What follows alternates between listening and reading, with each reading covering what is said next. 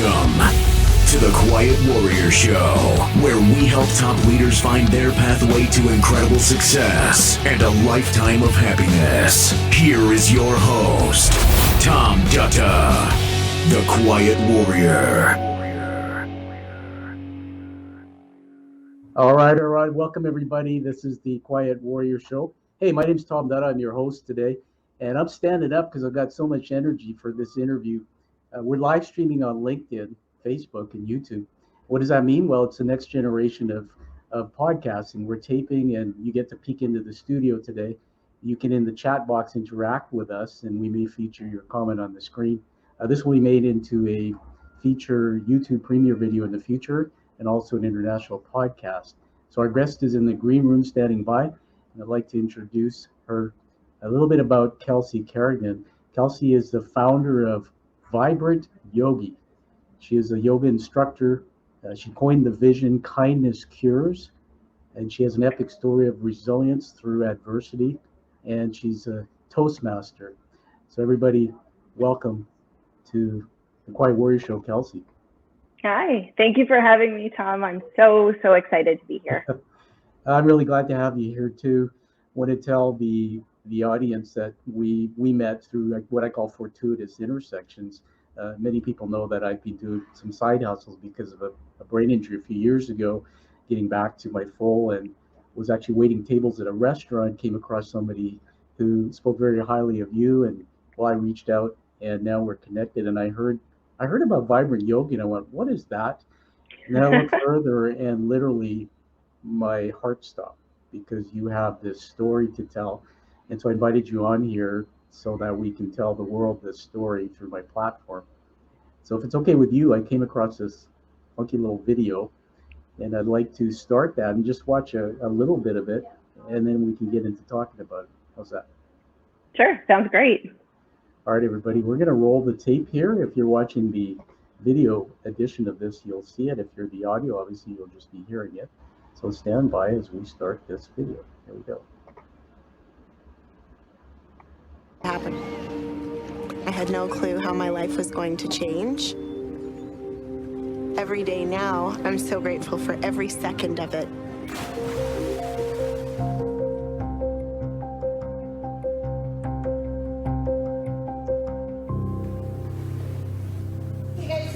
So I'm a yoga instructor, and anytime I would do a push-up or any sort of pulling with my pec, I could feel just a tightness.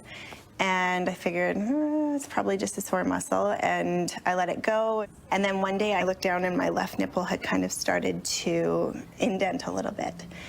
And I was like, ooh, that's probably not a good thing. So I went to my GP, and she felt a really, really big lump. And she started feeling into my armpit and felt some lumps there. She didn't want to alarm me. Not a big deal, it moves, so that's a good sign. Usually cancer doesn't move around, but we're gonna get you in right away. After 2 biopsies, they determined that it was cancer. They needed to operate right away to try and get this thing under control. It had spread to my lymph nodes, and they didn't know how many. Wow. I mean, does that video ever get old of the impact every time you see it? Well, it gives me a lump in my throat when I see it. You know, it brings you right back into the moment, and the feelings are still there for sure. Well, thank you. And first of all, I honor you for your courage to share that video, but also do that video, everybody, the sign of a leader and somebody who has vulnerability. That's the ultimate one. We're going to watch more of that, Kelsey, but first of all, you were 32 years old at that time, and I think you have 2 young boys. And you live in Langley, British Columbia, not far from where I do, in Port Moody, BC. Just take us into that part of the video. Just put us into the moment, how you felt. You know, what was life like when you discovered that you had breast cancer? You know, you always think that it happens to other people. And when I found the lump, I was like, oh, I'm way too young. There's no way that this could be my story.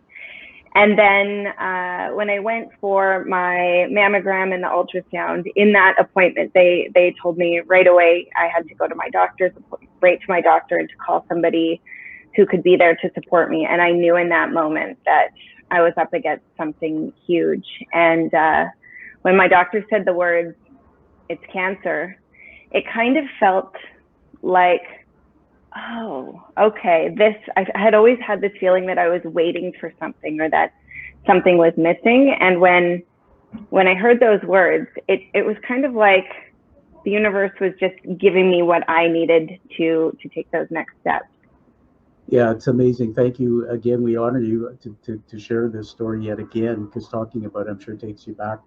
But there's something remarkable about you. And I said this, I think I wrote this to you in a note, that when I saw the word Vibrant Yogi, and obviously that it means something, you can talk about that. And when I first met you, I mean, audience, just take a look. This is a teaching moment. This is Kelsey. And when you hear the story, how long ago, it wasn't long ago that you were diagnosed, and here you are. But look at your attitude. And every time I've talked to you, or I've seen you, and I know this is where I tell you I love you and your story. I know every day is a tough day for somebody, because the brain wants to pick the worst. We keep working, we keep working and fighting forward and focusing. So you did something really unique. You came up with kindness cures. Before I get into the video again, what does that mean? So when I was going through everything, I was so sick of how negative it was. And I had a really good support system around me who wanted to do something, but there wasn't anything that they could do aside from be there for me. And so I got this idea to ask people to complete random acts of kindness and to tag me in them. And so when I was going through chemo and feeling just so bad, couldn't get out of bed, I would watch these moments back, and all of this kindness that spread like rapid fire. And it really blew my mind away just to see how much good could come from a negative situation by a simple choice. Yeah, that's a great teaching moment. Everybody come back and listen to this part of the broadcast. In fact, you saw Kelsey, if you're watching it, with the little snap of the finger. And Kelsey, as you know, I do a lot of work with teaching about the brain. I've studied for a decade. It's purposeful for my life. And we can choose to have a positive or negative thought. And funny thing is, plants and animals can't, but we're the only species who can attach a different meaning to a thought. And so the first thing I thought of when I watched part of that video was like, she gets it. And you don't get that innately from somewhere. It just has to be, this resilience came from somewhere in your life, early years, or maybe just you got it when it's part of your character.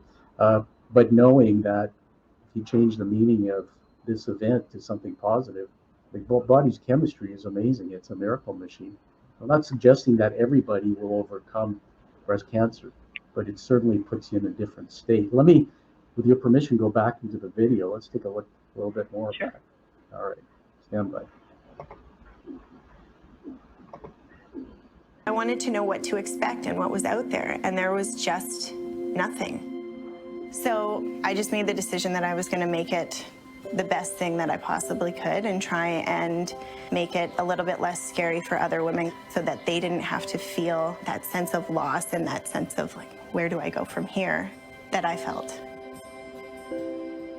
When I got my double mastectomy, they put tissue expanders in underneath the muscles, so that after radiation, and hopefully after everything, there's a quick exchange where these guys go out and the new implant goes in. I was terrified. I had no idea what to expect. Is it going to hurt? How big's the needle? Am I going to be sore afterwards? So I posted it. You know, every woman wants to feel desirable and pretty and sexy, and those two scars and the bruising and the swelling was not desirable or sexy. It was a hard decision to actually post it. And the amount of positive feedback that I got from it, of women saying, thank you so much for showing me and for sharing your journey, and it blew my mind how many of us there are out there. All right, let's get back to the two of us again. Just checking in. How are you doing? Good. It's, okay. You know, like I said, it brings me right back into the moment watching it, for sure. Yeah, I mean, if we don't well up a little bit in our souls and in our eyes, we don't have a pulse, and I can see the glazed eyes in you, and that's a strength. I want to just say something to you from my heart to yours, that when I watched that video, and I think I wrote you a passage yesterday that it hit me deeply. And I'm a guy who, because of some of the things I've been through, I have trouble crying or feeling emotion. It's true even when I speak. But that feeling, which I rarely get inside, I had it. It was this feeling of incredible emotion, almost like wanting to give you a big hug. So one of the things I want to say to you is that what you taught me, it's a blessing because I have never seen images like that. And the number one, courage to have that in a video. But I think it's, from what you said, it's needed. That in itself, you can tell a story all day long about so many things, and I'll give it back to you to talk about that part of the clip. That, self-esteem and believing in self, and feeling we're loved, feeling we're enough. Those are some of the basic human needs. And we live in a world where people judge people by what they look like. And so just as a woman knowing and seeing those images, this is you, this is your body, that helps me understand a lot more about what women go through when they go through something like this. It's a very, very deep emotional journey. Tell us a bit about that clip, give it back to you, and then also the unsung heroes in some of these stories are the husbands and the children. Anything you want to talk about there? Because this had to be heavy on your family. I think that that's a side of the breast cancer story, the cancer story that we don't often hear about. It's always the fighter who gets the spotlight. And it's really, my husband was my rock through all of this. And I mean, we had never navigated a personal health crisis like this before. So we didn't know. We had 2 young kids at the time, and it was hard. So he was great. He would give me my space to heal, and he would try and keep the kids active. And he really stepped up in a way that, I think it can make or break a relationship. And to me, it just made me fall deeper in love with him and know that if he can be there, not just through the fun times and the good times, but if he could be there when things are really hitting the fan, that, this is my guy. Yeah, well, we're going to make sure he comes and watch this and plays that one little piece. What's his name? What's his name? Ryan. Hey, Ryan, she fell in love with you all over again. Just anchor that, buddy. So self-care is a big part of this too, right? Because I know that I don't have direct experience with my wife through something like that, but when you're seeing your partner struggle, there's different types of men, and I'm instinctively the kind who wants to be the caretaker. And it's really self-care for yourself when you're going through that. Ryan must have, being the rock, needed to fuel his tank. What about your boys? Tell us a bit about that. What age were they, and how do you sort of make sense of something that at their age, their brains can't even rationalize? They don't even understand. My youngest still, so now he is 6. So he was about 3 at the time. Yeah. He still to this point, I think, doesn't really conceptualize the severity of what happened. But my oldest he's very intuitive and he's very aware. And so he knew, he could see me suffering. He saw physically his mom become almost a shell. When you're going through chemo, it knocks everything out. And I was fortunate enough to be able to keep most of my hair through a process called cold capping. So in that sense, I got to maintain a little bit of normalcy and somewhat a sense of control of knowing, or of controlling who knew that I was sick. But I mean, I lost my lashes, I lost my eyebrows, all that stuff. And, there were days where I couldn't get out of bed, and I had this rule for myself to always make my bed and open my blinds just for my own mental health, no matter how crappy I felt. And I wanted to show him that I could do that, even on those really crappy days where you don't feel like getting out of bed, you get out of bed. And some days I crawled right back into it, but I showed him that commitment, and I honored that commitment each day. Yeah, it's awesome. My mind went on a journey. It goes in different directions as you're speaking. And I was raised as a military kid, an Army brat. My dad was commanding officer. I was taught to make the bed every morning, and boy, we resented that. And it's funny because I developed this habit, and it was only a few months ago came across a video, Kelsey, by a general in the U.S. military. It was on YouTube. I think it was a TED Talk or maybe just a video, and it was called uh, "If You Want to Be Successful in Life, Make Your Bed." And I had to watch it, and I watched it. And really, what we're talking about, everybody, is if you start your day off with accomplishing something small, it sets the brain up to feel you can accomplish more. It's a very positive thing. And here's Kelsey.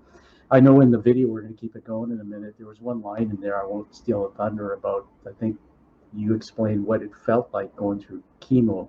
And that just rocked me. And it's like, oh my God. First of all, I can't relate to some of that, but holy smokes, it's amazing. Before we get back into the video, so as did you have any history of cancer in the family?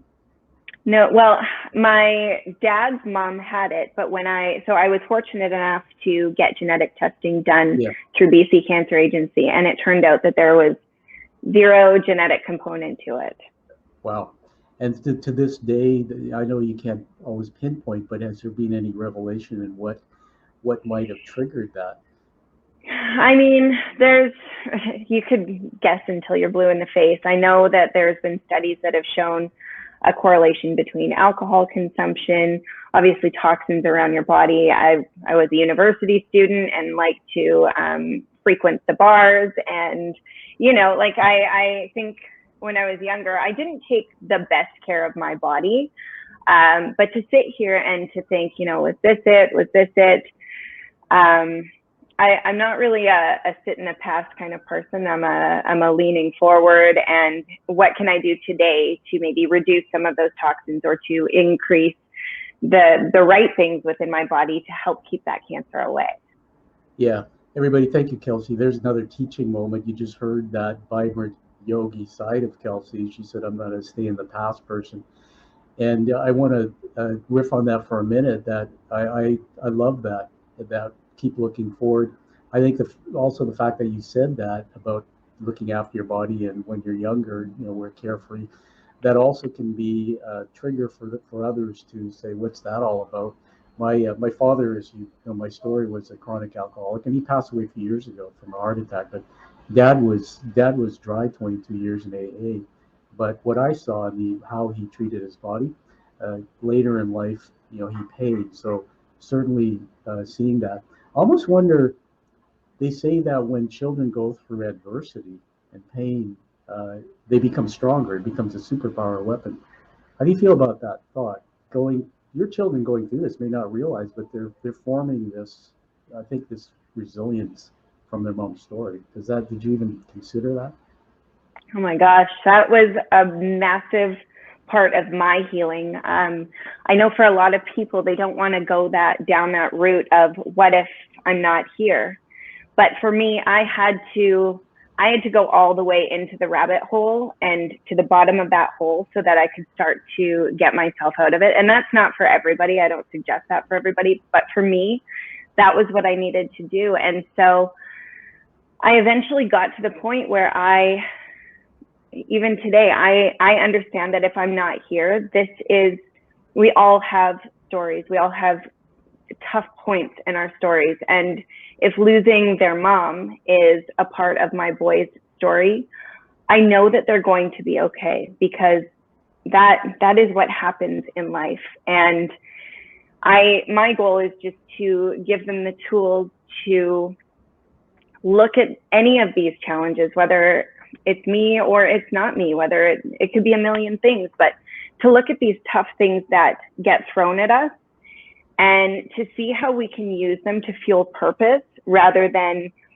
I like to visualize it as laying sand to step on top of, rather than getting buried underneath it. Yeah, that's quite a visual. I'm just processing that now, and I can see that.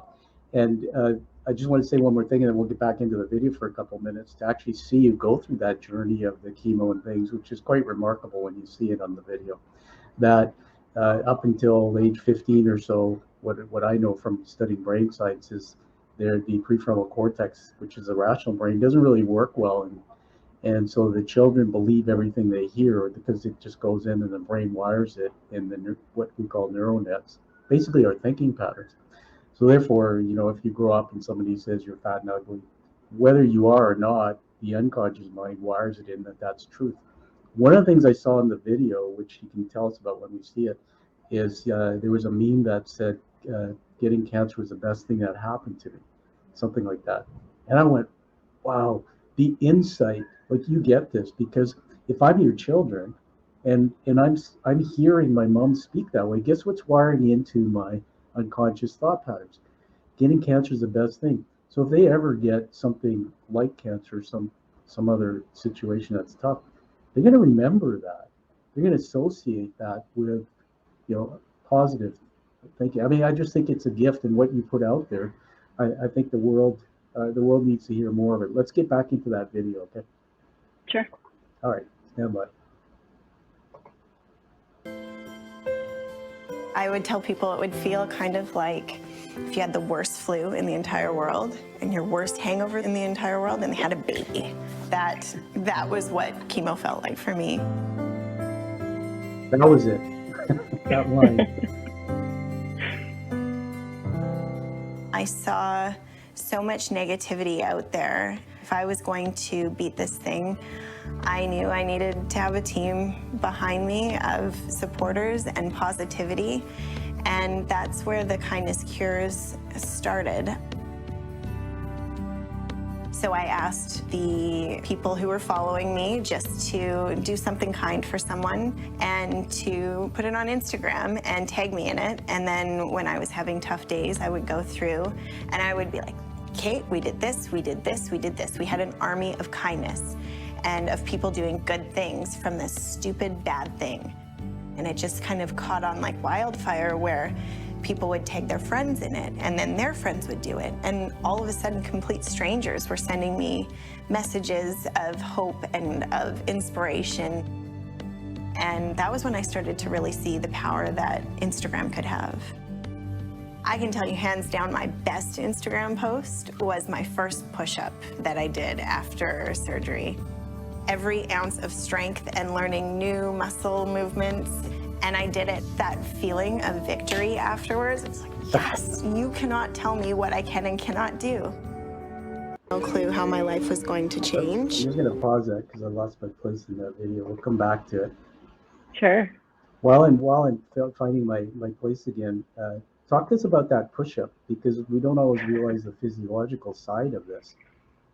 Yeah, movement was my sanity. Going to yoga, that was just what would get me through things. And so when they did my mastectomy, I mean, you saw in the clip at the beginning, you're butchered. Like, I had incisions, massive incisions, and the implants were placed underneath my muscle. And so they really recommended not to be doing push-ups or any chest work, because it can cause the implant to shift if you're even able to do it again. And I just, I remember when my surgeon said that to me, I was like, well, that's not really going to work for me. So, so I remember, I'm really an advocate for listening to your body, but at the same time, I know when my body needs a big kick in the butt, and I knew that I was going to be doing that push-up again, come hell or high water, no matter what. So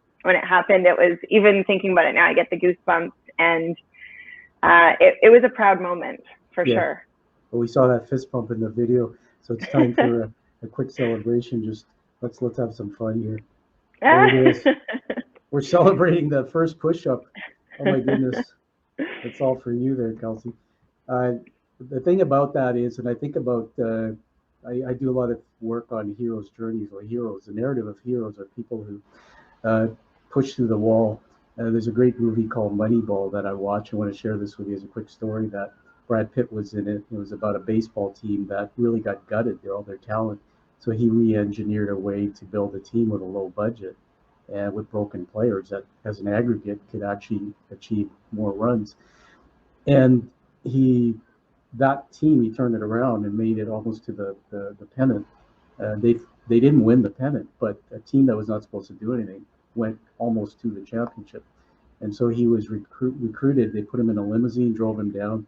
His name was Billy Bean. That was the name of the Oakland I can't remember the name of the team, but it was in California. He was brought down to the Boston Red Sox by the owner in a limousine, and he sat. And in the scene of the movie, yeah, he was very disappointed, and the owner said, "Man," he said, "look, what you did with that team. If every other owner isn't tearing down their team now and rebuilding it the way you did," he said, "then they're missing the boat." He said, "The first one through the wall always gets bloody." And that's my favorite quote, that when you push through the wall, you're going to get bloody. That could have shifted those things, but the courage to do it, Kelsey, you're a hero. And I think about so many other people like the Rick Hansons and all who did the Man of Motion tour, but all the other people who sat in wheelchairs and withered away. There's something of resilience in you. And I believe, as you've taught us today, it's all about mindset. Your brain said, "No, I'm doing this," when somebody said you shouldn't do it. That's amazing. Let's get back into the video and finish the journey. It might be a slight repeat here, so here we go. New muscle movements, and I did it. That feeling of victory afterwards, it was like, yes, you cannot tell me what I can and cannot do. Everybody, she endured 8 rounds of chemo followed by 25 rounds of radiation. We're seeing that on the screen. I'm in remission, which is really, really exciting. Well, my oncologist didn't even make it seem like a big deal. She casually dropped well, now that you're in remission. And I'm like, wait, what? I am? How are you? And you think you're out of the woods, but now it's shifted to, okay, now what? Thank you, everyone, for all of your love and support through this journey. It is not over, but today is definitely a milestone. Exhale, release. All right, let's get back to. I should put the fireworks back on again. We'll give you a minute to gather your thoughts. I know that makes you emotional. I can see that. That's like, there's nothing I can compare to it. I have no comparison. Tell us how in that moment, take us back into that. Just tell us anything. How did you feel? Was there, what was it? What was it all about? To cross the finish line is, it was probably, I want to say, a year of chemo, radiation, all of the things. And so you're constantly taking one step. And then you reach that finish line. And like I said in the video, it's kind of like, now what? And for me, that was when the real work began up here. You are so used to fighting and having something that you can be doing to rid your body of this. And then all of a sudden you're done. And you're kind of shell shocked. You don't really know what to do next. And there's this, I ran a restaurant with my family, and there was this, are you going to go back into that? And everybody just kind of expects you to assume life as normal. And I realized in healing that I was forever changed, and there was no going back. There was only going forward. And I knew moving forward that I was going to be very intentional about what I let into my circle, and very intentional about what I kept out of my circle.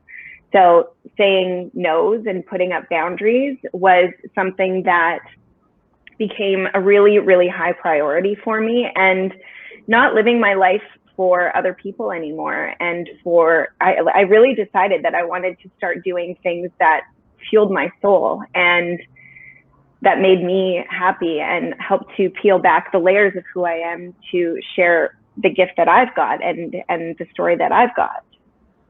Yeah, it's amazing. I think about that sometimes, that people I've met, and I think the story that I was doing the Ride to Conquer Cancer in fall 2018, no pun, but I fell in a bathtub, and that's where my brain injury happened. And it's funny, when I met you, they say that we're connected by threads in our stories. Here I meet you, and I didn't know, and you're a survivor, or we don't like that word. You are a champion. You are inspiration to so many people. And yet, a few years ago, I didn't know you, and I was riding on that ride. And I'll just tell you that before we started, there were 2,000 bikers, Cloverdale Fairgrounds, and they said, okay, look to your left, look to your right, take a look around, and I did. And they said all the bikes that have yellow flags, those people are either battling through some form of cancer, or they're survivors. It was amazing. And I remember this is an absolute quote from me. My wife reminds me, because I had blacked out and I had serious issues in my head after I fell in the bathtub. And by the way, everybody, that was after doing 120K on the bike. So I was feeling great. And then life stopped. But Anna got mad at me because I got up and this was literally, everything was wrong. And so I slept in the bed with my head leaning against the headboard at the motel. And we were supposed to be in the team truck at 5 a.m. going to get our bikes. And I said, Anna, give me the Tylenol. And I took a bag of Tylenol. And she said, you're not doing this. I said, yeah, I am. And this is what I said. And I'm going to write about it again. I said that the people who have cancer didn't have a choice. They had to fight for it. So now I look back at life, and after meeting some of those people, it was funny. The last thing I want to tell you on that, Kelsey, is it's a chuckle moment for me that I was riding. And this guy, who must have been about 70, he zooms by me on the bike, and this is like a little hill. And I'm going like, what? Excuse me? You want to come back here? You're making me feel bad. And I saw him at the next rest stop, and I said, so what's your story? Because you have a yellow flag. He was in chemo. Like, this guy passed me, and he's in chemo. It's like, I never complain anymore about my life when I put in perspective and hear stories like yours. That's the blessing of your story, to give us perspective and hope. Let's finish off with the cool part is you created this Vibrant Yogi. Everybody, the website is on the screen there, vibrantyogi.ca. You got to go there. It's very well put together. But tell us about that. It's something you're doing with this. Tell us about that. So again, it came from that whole idea of kindness cures. The pandemic had hit, and I was just kind of figuring things out, getting my footing after treatment and all of that. And I could see people just struggling. This was when everything shut down. Everybody was stuck at home, couldn't go out. And I was like, this kind of looks like when I was going through chemo. You know, you can't really see a whole lot of people. You are stuck in your house. And I knew in that moment that it was an opportunity for me to give back to the people who had literally carried me through my treatment. And so I started teaching free yoga classes every morning at 10 a.m. and thousands of people came through the classes over a 60-day period. We did it for 60 days consecutively. And it gave all of us a sense of purpose. It gave us a sense of routine, which, like I said earlier, bed and blinds going through chemo, you have to have those things to give your day structure to keep on going in those uncertain times. And so when the 60 days ended and we started to kind of see things opening up, I was like, okay, that was fun. Thanks for doing it. And my inbox exploded with people asking if we could keep going. And I was blown away. I was absolutely blown away. And so we turned it into a membership program and decided we wanted to keep kindness and giving back as one of our pillars in the business. And so for each membership purchased, we donate a membership to a woman going through breast cancer currently. So, yeah. Wow, that's just amazing. So we're going to put that in the show notes, Kelsey, everybody to honor that so people can check it out and, you know, maybe do something so that they can contribute membership to somebody in need. As we move to wrapping up here, there's so much more we could talk about. Just so love you in the story that a couple things I do as I'm interviewing is I write down words. You don't see this in my studio, but they're unscripted as you speak. These are what I call leadership words. So I want to honor you with these, and then we have an award for you. The first one is courage. It's absolutely, that's you. The next one is love. It comes out of you. This feeling, this aura. Number 3 is vibrant, of course. I'm going to steal your word, but people, when you see this video, you know, and you can hear it through your voice. And the last 2 I'm bundling together, trailblazer and mentor. And a trailblazer is somebody who blazes a trail to a place they haven't been before, maybe blazes a trail to a place many people need to go. Kindness cures is certainly a shift in thinking. And then the word mentor, the difference between a coach and mentor is stark. A mentor is somebody who, when you ask them for advice, they can share an experience that you're going through. That makes a difference. That's why I believe everybody, Kelsey is a mentor. If you're going through this journey or you're concerned about, you know, the health of your body that way, contact Kelsey. She has a lot of experience she can share. And so we're going to give you an award here. I like this part of the, and this is fun because I get to actually give it to you in person because a lot of my guests aren't here. They're in other countries. So I'm going to full screen me for a minute. You might say, what is he doing that for? Well, we'll see. You'll see. There you go. So behind me is this screen saver. And so I'm going to put me back together with you again. And there's a bit of a story behind that. So that's actually an image that is of what's called a challenge coin. So whether you've heard of these or not, challenge coins were created in World War II, Kelsey, and they were created to, soldiers would carry it to commit to each other in community. And so you would have fun if you showed up without your coin, maybe you'd buy drinks or dinner. And around the world, they're used today in every community, first responders, AA, clubs. This one I had hand painted and crafted, raised letters and all for the show award. The front is the image of the show. There's a guy there, kind of looks a little bit like somebody you know. And the back of it is the hero's journey narrative, which is what the basis of my show is, Joseph Campbell's teachings on, the threads in our stories and how heroic we can be. So this will be given to you, and when you receive it, only 45 or so a year go out. You commit to continuing your purpose, taking action, and living the life that you deserve and you desire, and changing others. So welcome to the Quiet Warrior Tribe.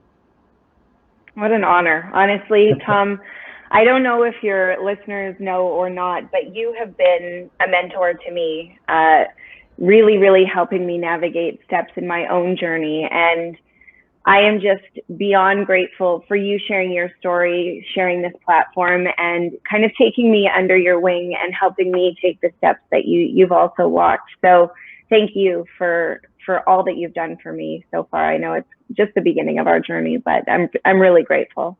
Oh, thanks. I am too. Before I start getting a little emotional here, I better put on the quick celebration video, compose myself. All right, we'll take that one for both of us, right? Yeah, I know. Give us a minute here. Yeah. So by carrying this coin, here's an interesting thought I want you to keep. You and I are connected for life now because of the thread in our story. That's my gift. But when we have our down moments or darkest challenges, just think that there's now 200 people around the world with these in their pockets. And we are all a family. We're all connected. And my dream one day is to get many of them together and for us to meet each other. But on that note, I'm going to give it back to you so that you can have the last word. Tell us where we can get a hold of you and anything you want to leave as a final thought to those who will hear your story. For sure. So you can definitely move with us. We do a free community class once a month, and the best way is to go to our website, vibrantyogi.ca, and you can register for it there. I'm also really active on Instagram, as you've seen. So it's at vibrant.yogi, and you get a little snippet into my life and some self-care tips. And really that platform is a space that I've created for my own healing, but sharing those ideas around healing with our community. So I hope to connect with some of you guys, and thank you again, Tom, for having me. It's been really great chatting with you. Oh, you're welcome, and we'll keep in touch. We'll have you back again to continue following the story. Everybody, that is Kelsey Carignan, the founder of Vibrant Yogi, vibrantyogi.ca, and join her on Instagram, vibrant.yogi. You got to do that. And I think there's other things in the works for you, maybe even considering doing a TED Talk and some other things to get your story out. So we'll pray on that and wish you the best. Everybody, this isn't the last you've heard of this lady. So on that note, everybody find that true passion and purpose like you hear from Kelsey's story and live the life that you deserve and desire. Thank you, Kelsey. Thank you.